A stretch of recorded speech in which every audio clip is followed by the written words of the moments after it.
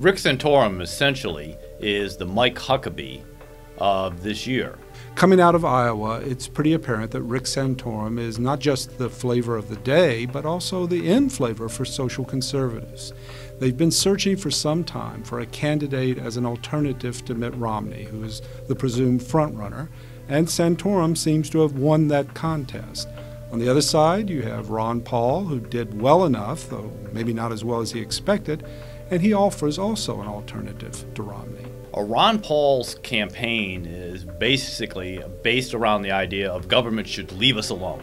Low spending, stay out of our bedrooms, basically kind of leave us be. Rick Santorum specifically rejects that idea. He believes that liberty is only useful if it's in the pursuit of virtue, that freedom doesn't mean the freedom to do anything, it means the freedom to do good things, as he would define them. Going forward, the Republican Party faces the problem of reconciling these two trends, the social conservative side and the libertarian side. Normally, a frontrunner like Romney might offer that possibility, except that both sides deeply distrust him and assume that he will govern quite differently than they wish. Well, Mitt Romney, Rick Santorum, and Newt Gingrich are all essentially big government conservatives. In fact, if you look at the key issues, Medicare prescription drug benefit, all three supported it. No Child Left Behind, all three supported it. All three have sort of industrial policies where they want to fine-tune the tax code to support this industry or that industry. All three of them support increased defense spending and more foreign aid.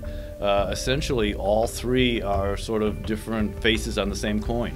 Setting aside Ron Paul, who's probably peaked in terms of his vote possibilities, there is no small government conservative left in this field. In many ways, what you see is three people campaigning for George Bush's third term. The George W. Bush Republican Party represented a break with the Reagan era and the Reagan Republican Party. Reagan stood for a kind of constrained, though real, foreign policy presence, and of course trying to limit the federal government. George W. Bush in the late 90s concluded that this was an electoral failure, that you had to have a different kind of appeal to voters. That appeal was, one, democracy promotion in the Middle East after 9/11 and the wars that went with it, and two, a kind of soft liberalism at home, the prescription drug benefit being the most clear-cut example of this. That new Republican, new Bush party came to electoral disaster in 2006 and 2008. And I think 2010 and the Tea Party represented the first effort to struggle toward a new post-Bush Republican Party. Now, the question is, what do these candidates in 2012 have to contribute toward that new party?